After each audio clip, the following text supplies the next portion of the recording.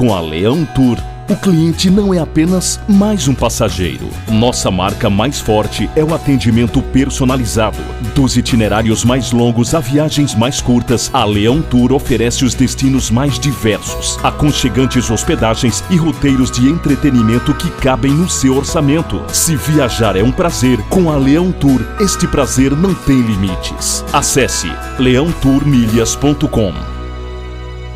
Olá, muito boa noite, programa Brasil Nordeste, hoje sexta-feira, dia 26 de março.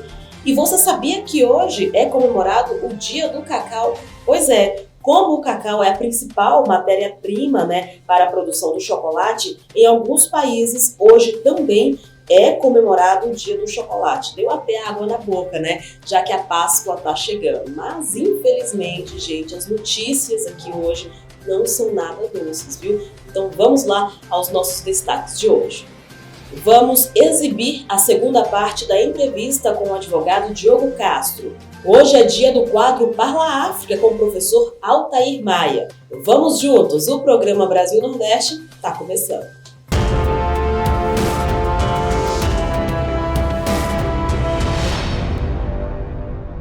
E notícias animadoras sobre a campanha de vacinação no Brasil foram divulgadas. Parece que tem insumos chegando hoje, nesta sexta-feira, para a produção de mais doses. Vamos ver. Foi anunciado pelo Ministério das Relações Exteriores uma remessa importante do IFA, que chega ao Brasil até essa sexta-feira para ser usada na produção de 32 milhões de doses da vacina de Oxford. Outra informação divulgada é o pedido de uso emergencial da vacina Janssen, a única aplicada em apenas uma dose. O pedido foi feito ontem e a Anvisa terá até 7 dias para responder. Hora de chamar a nossa colega Natânia Mello. Ela vai falar sobre o Piauí, viu que a antecipação do feriado lá no estado foi sancionada e o governador anunciou restrições para a Semana Santa. Boa noite, Camila, e boa noite a todos vocês que estão nos assistindo. No Giro de Notícias desta sexta-feira, eu trago atualizações sobre os estados do Piauí, Rio Grande do Norte e também no Maranhão. Vamos acompanhar. O governo do Piauí, nesta quinta-feira 25, sancionou a antecipação dos feriados de Corpus Christi, que acontece em 3 de junho, e de Nossa Senhora Aparecida, 12 de outubro, para esta sexta-feira 26 e terça-feira 30.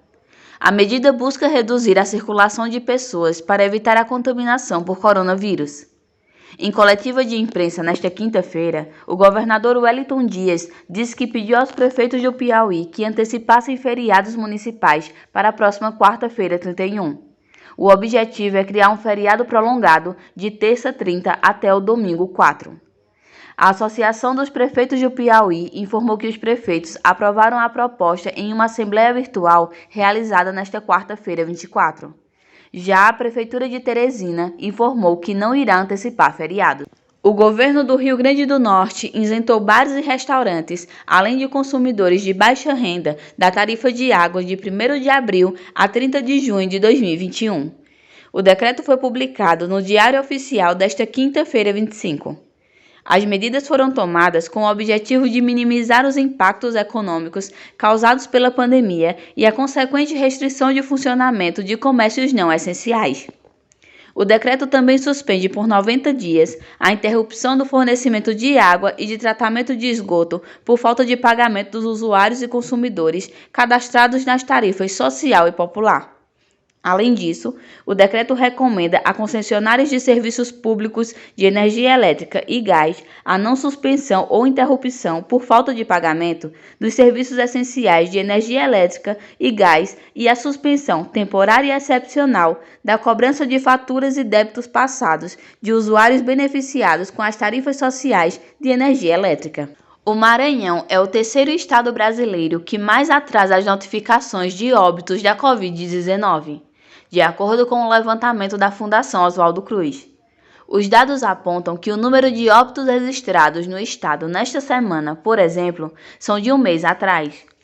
Com serviços saturados desde a última semana de fevereiro nas alas de leitos clínicos, a crise já se aproxima do pior momento de 2020. A segunda maior cidade do estado, Imperatriz, registrou 30% a mais de pacientes nas UTIs do que no pico da pandemia no passado. Atrás apenas de Alagoas e Amapá, o tempo médio entre a data do óbito e a notificação no Maranhão é de 34,1 dias. O novo boletim extraordinário do Observatório Covid-19 Fiocruz chama atenção para a necessidade da adoção de medidas rígidas para o bloqueio da transmissão da doença em todos os estados, capitais e municípios que se encontram na zona de alerta crítico. Natânia, muito obrigada pela sua participação, viu? Na segunda-feira a gente volta a se encontrar. Agora eu vou chamar a nossa colega, nossa correspondente lá da Bahia, Rita Brandão. Ela vai começar falando sobre o STJ, viu? Que negou o pedido da OAB da Bahia para ter acesso aos atos da ação penal da Operação Faroeste. Essa operação está dando o que falar, né, Rita? Ótima noite para você. STJ nega pedido da OAB Bahia para ter acesso aos autos de ação penal da Operação Faroeste. O ministro Hoje Fernandes, do Superior Tribunal de Justiça, negou o pedido feito pela Ascensional da Bahia da Ordem dos Advogados do Brasil, OAB, para ter acesso aos autos da primeira ação penal aberta pela Operação Faroeste, que tem como investigados desembargadores e juízes do Tribunal de Justiça da Bahia, além de advogados e empresários. Diz o ministro, a entidade não foi capaz de demonstrar qual o interesse jurídico concreto em intervir como assistente, ainda que de forma simples. Ainda segundo Hoje Fernandes, a possibilidade de intervenção da OAB em processos criminais depende da constatação de uma potencial violação direta a uma prerrogativa da instituição que atende contra a sua finalidade. O ministro ainda argumentou que, em nenhum momento, o Ministério Público ou a autoridade policial, no curso das investigações, inclusive no cumprimento do mandato de busca e apreensão, desrespeitou ou ofendeu as prerrogativas da função advocatícia dos investigados. Ao concluir, Hoje Fernandes ressaltou que a OAB Bahia poderá ter acesso a autos não sigilosos da ação penal, assim como o público e os advogados em geral, sem necessidade de autorização especial para tanto. E os bandidos não estão dando trégua nem nessa época da pandemia, viu? Olha só o que a Rita vai contar pra gente. Os caixas eletrônicos de um bairro que fica em Salvador, este bairro se chama São Caetano, caixas eletrônicos foram explodidos em uma farmácia. Rita, que história é essa? Aqui em Salvador, o lockdown vem rendendo bastante coisas desagradáveis. Às vezes saca em alguns supermercados e desta vez caixas eletrônicos são explodidos no bairro aqui chamado São Caetano. Na rua Benedito Junqueira, 2 caixas eletrônicos foram explodidos. O crime aconteceu entre o final da madrugada e a manhã desta sexta-feira, dia 26. Moradores afirmam que a ação foi cometida por cerca de 8 homens, por volta das 4 horas da manhã. De acordo com o dono da farmácia, o carro forte fez o carregamento das caixas eletrônicas na quinta-feira, dia 25. Os donos da farmácia moram no primeiro andar do estabelecimento. Eles acordaram com o barulho das explosões por volta das 6 horas da manhã. O alarme da farmácia ainda soava. Equipe da Polícia Militar fazem rondas na região e procuram os suspeitos. Agora a Rita fala de uma outra notícia quente, viu? Olha só, esposa e filhas de Marcelo Odebrecht conseguiram na justiça o direito de não usar o sobrenome da família. Rita Brandão. Esposa e filhas de Marcelo Odebrecht conseguem na justiça o direito de não usar mais o sobrenome da família Odebrecht. Elas conseguiram na justiça autorização para realizar a mudança do nome. Casada com Marcelo Odebrecht, Isabela Odebrecht passou a ser chamada Isabela Cristina Alvarez. As filhas agora estão registradas como Rafaela Alvarez, Gabriela Alvarez e Mariana Alvarez. A decisão foi tomada depois da briga entre Marcelo Odebrecht e o pai, Emílio Odebrecht, filho do fundador da empreiteira e atual patriarca da família. Desde o escândalo da Operação Lava Jato, os dois romperam e nunca mais se falaram. Rita Brandão, para o Com Brasil Nordeste. Valeu, Rita. Agora eu vou chamar o nosso jornalista, o nosso correspondente também ali na região Nordeste, Marcelo Jorge. Olha só o destaque dele hoje. Pernambuco entra em nova fase da quarentena, infelizmente, né? Não tá fácil o negócio. Marcelo, conta pra gente então como é que tá por aí toda essa situação. Boa noite. Olá, muito boa noite, Camila. Boa noite a todos que acompanham o programa Brasil Nordeste, aqui na TV com o Brasil. Sextou, mas nada para comemorar. Estamos vivendo no país uma intensa crise de pandemia do coronavírus. Imaginava-se no ano passado que em 2021 teríamos soluções e a vida voltaria ao normal. Não foi o que aconteceu. Muitos municípios e estados estão fechando, na verdade, todas as suas atividades, e não foi diferente no estado de Pernambuco, que desde o dia 18 de março decidiu, através de um decreto do governador Paulo Câmara, fechar de forma muito mais rígida algumas atividades, não permitir atividades julgadas não essenciais, segundo, repito, decisão do governo do estado.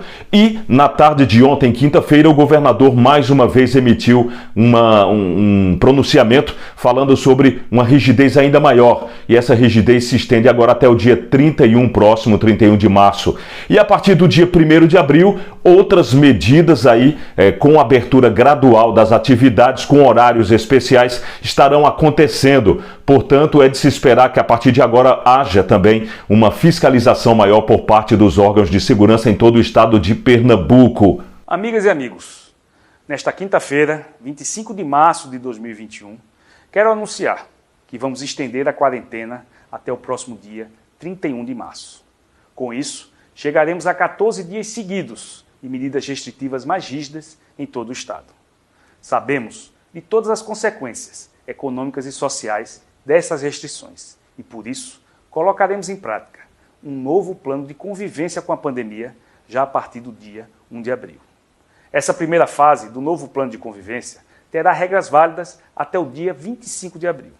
As atividades econômicas poderão reabrir das 10 da manhã às 8 da noite, nos dias de semana, e das 9 da manhã às 17 horas, nos sábados, domingos e feriados.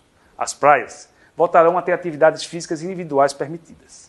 A volta às aulas está liberada a partir do próximo dia 5 de abril para a rede privada e o ensino médio da rede estadual. As celebrações religiosas também podem voltar a acontecer, obedecendo os protocolos e os horários pré-estabelecidos. A flexibilização das restrições não significa que a pandemia foi superada. Pelo contrário, temos um caminho longo pela frente até a superação total desse flagelo. Todos já sabemos quais são as atitudes que permitem conviver com a doença. Faça a sua parte, use máscara e oriente as pessoas que estejam relaxando nos cuidados básicos. É mais um momento decisivo nessa luta que já dura mais de um ano.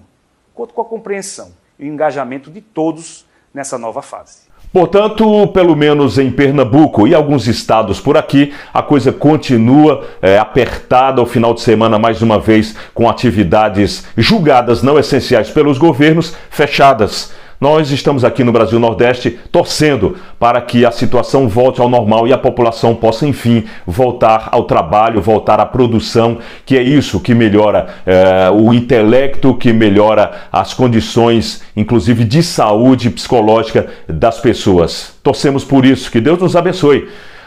Um bom final de semana a todos. Eu sou Marcelo Jorge, estamos na Rádio Web Brasil Nordeste, para o Com Brasil Nordeste.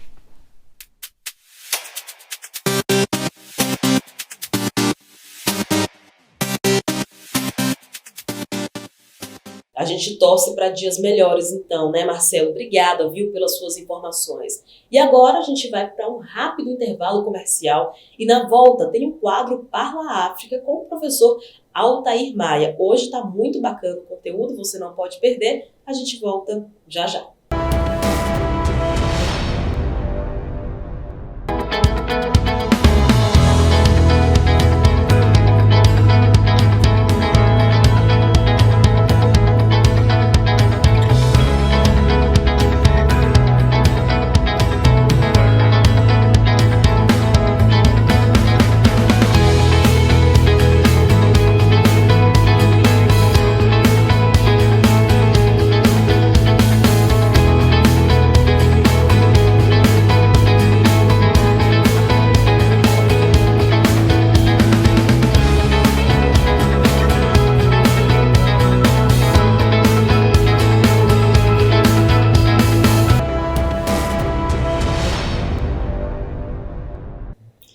estamos de volta e agora é hora do momento Parla África.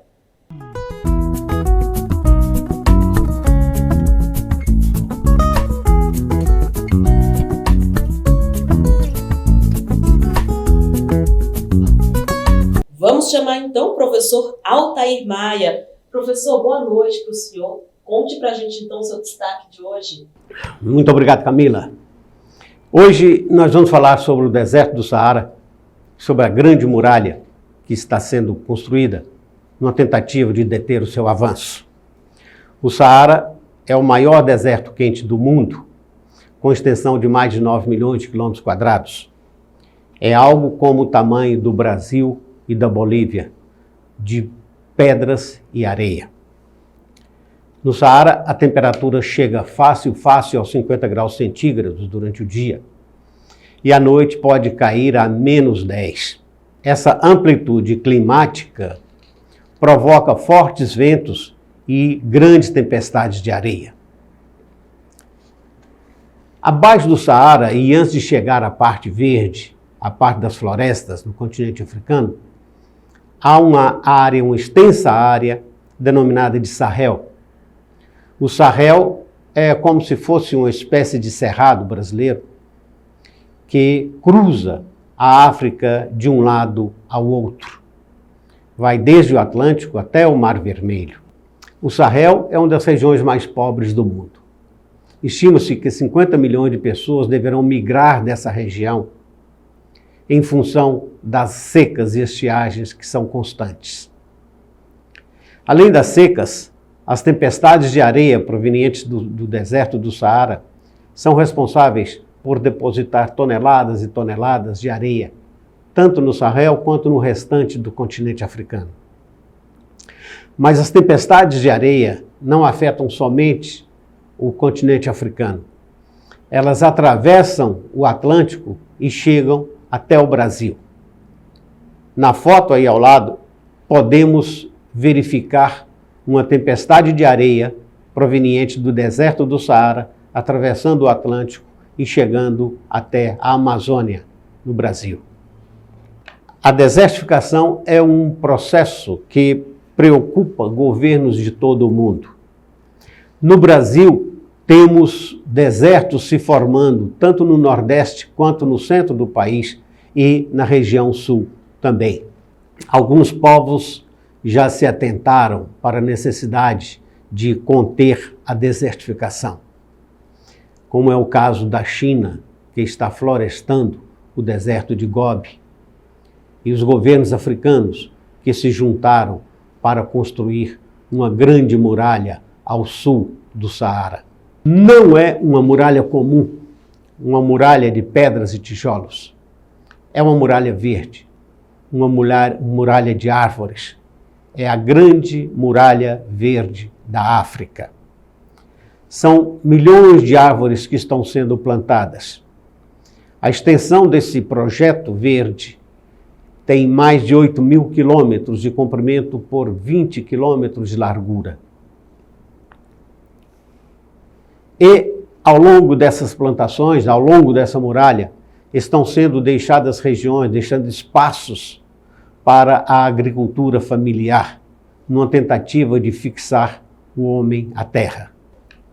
Quando concluída, essa obra poderá salvar milhões de vidas e atenuar e afetar o clima de toda a Terra.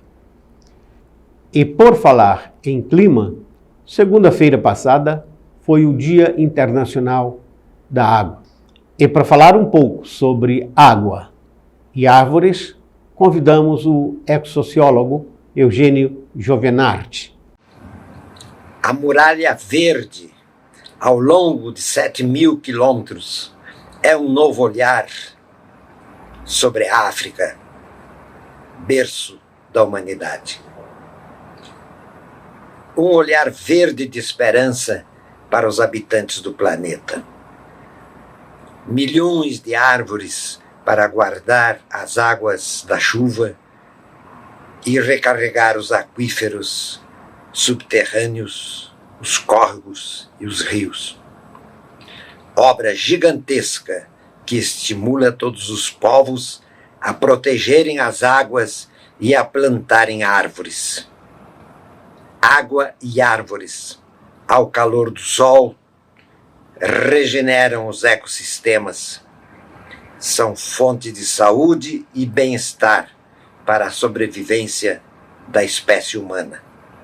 Muralha Verde da África, um presente para as futuras gerações. Muito obrigado, Eugênio. Há 2 anos, lancei um livro intitulado Mundo, Mundo, Vasto Mundo. Caso alguém queira lê-lo, basta nos enviar uma mensagem e receberá gratuitamente uma cópia em formato eletrônico. Bem, por hoje é só. Que Deus e Alá cuidem de nossos destinos. E por falar em destino, em Wolof se fala Sunungal. Sunungal quer dizer, estamos todos na mesma canoa. Até sexta.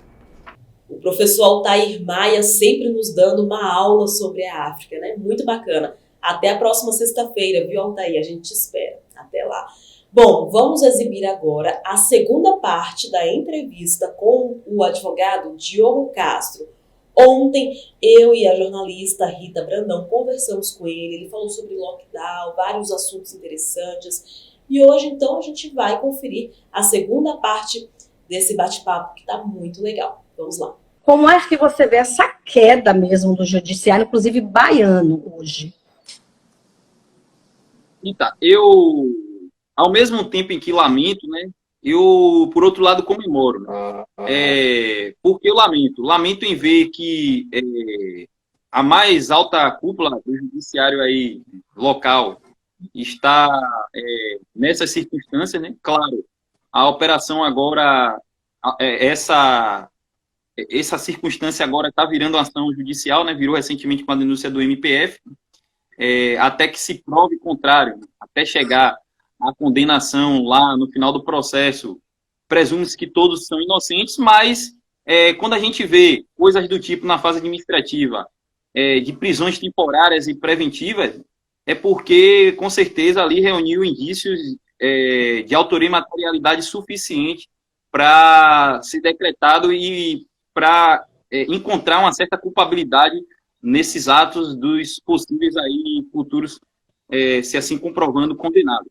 Eu lamento por esse fato, como eu te falei, de ver, né, que, infelizmente, pessoas importantes do nosso judiciário que poderiam estar exercendo um papel exemplar se encontraram, né, segundo o que mostra as denúncias pela mídia, já que o processo tramita em segredo de justiça, a gente ainda, com todo o descrédito que a grande mídia tem, a gente só tem esse meio de informação para conhecer o que está acontecendo, e pelo que foi mostrado, são indícios fortes que a gente lamenta, né, por ver pessoas importantes que poderiam desempenhar papéis, né, importantíssimos no nosso cenário com esse tipo de atitude. E, por outro lado, eu comemoro em ver que o judiciário está cortando na sua própria carne, pelo fato de ter operações desse tipo, né? Claro, tem autorização de um juiz, né? De um desembargador. O STJ, né? Que autorizou prisões aí temporárias e preventivas, né? É um poder também do judiciário e assim exercendo justiça dentro do próprio poder, né? Dentro da própria seara. Isso nos faz comemorar e ver que a justiça realmente, a gente pode vislumbrar que um olhar assim de esperança pode valer para todos, né? Inclusive para os próprios membros do judiciário e das mais altas cúpulas dos poderes executivos, inclusive, como foi o caso aí, né, da denúncia que citou alguns membros também do Poder Executivo Estadual. Pois é, gente, o STF realmente é um medo, né? Ele toca o terror, como dizem por aí. Muita gente tem medo do STF. Rita, você tem mais alguma pergunta para fazer para o nosso convidado? Eu tenho, Diego, esse partidarismo no judiciário, né, na verdade também trouxe aí a separação bem clara dos advogados direita dos advogados esquerda. Né? Inclusive o presidente da OAB Bahia, ele deixa bem claro que ele é de esquerda. né? Então, esse partidarismo, eu acho que ele engoliu um pouco, na verdade, as leis, né, a condição judiciária, e passou a apresentar muito mais partidos do que, na verdade, legislar as leis, na verdade, jurídicas. Então, como é que você vê hoje, como você é advogado, em relação a esse partidarismo fortíssimo dentro do judiciário?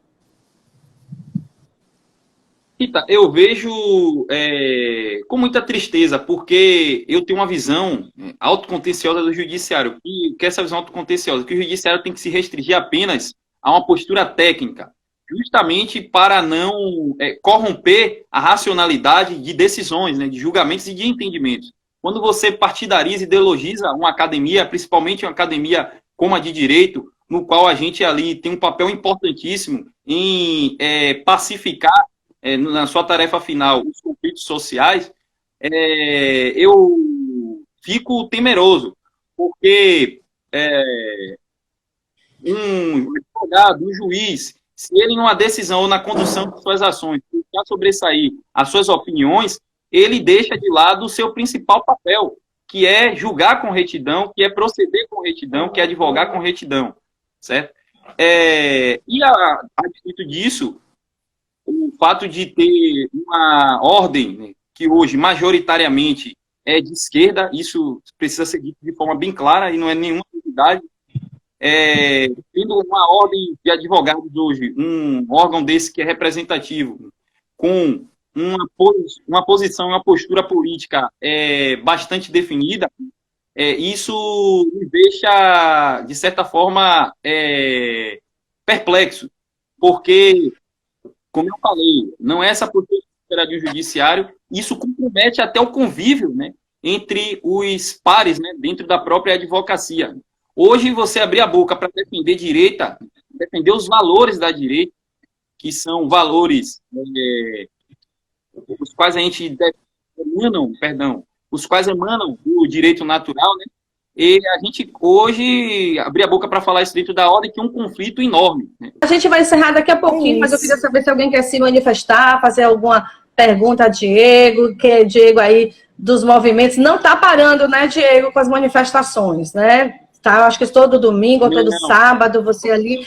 Como é que você reúne essa turma, Diego? Direita Bahia, você é através do WhatsApp, é das redes sociais, vocês têm um grupo? Bom, a gente tem grupos, né, no WhatsApp, e a gente também tem a página no Instagram, né, que hoje, modéstia à parte, a página de direita com os maiores alcances, né, na Bahia.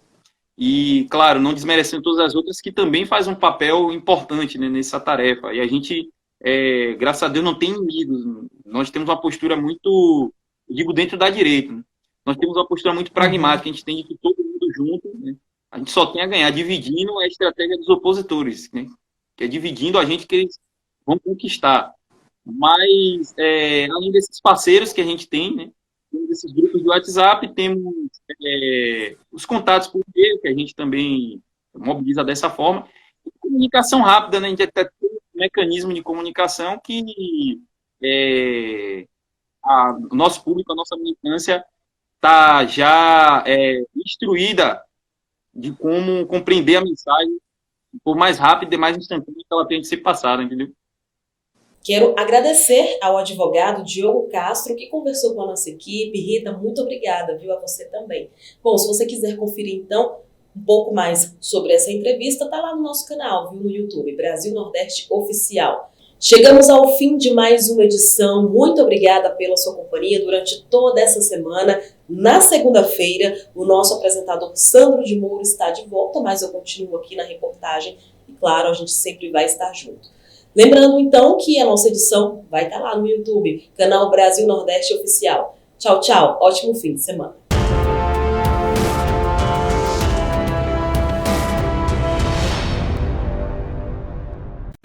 Com a Leão Tour, O cliente não é apenas mais um passageiro. Nossa marca mais forte é o atendimento personalizado. Dos itinerários mais longos a viagens mais curtas, a Leão Tour oferece os destinos mais diversos, aconchegantes hospedagens e roteiros de entretenimento que cabem no seu orçamento. Se viajar é um prazer, com a Leão Tour, este prazer não tem limites. Acesse leãotourmilhas.com.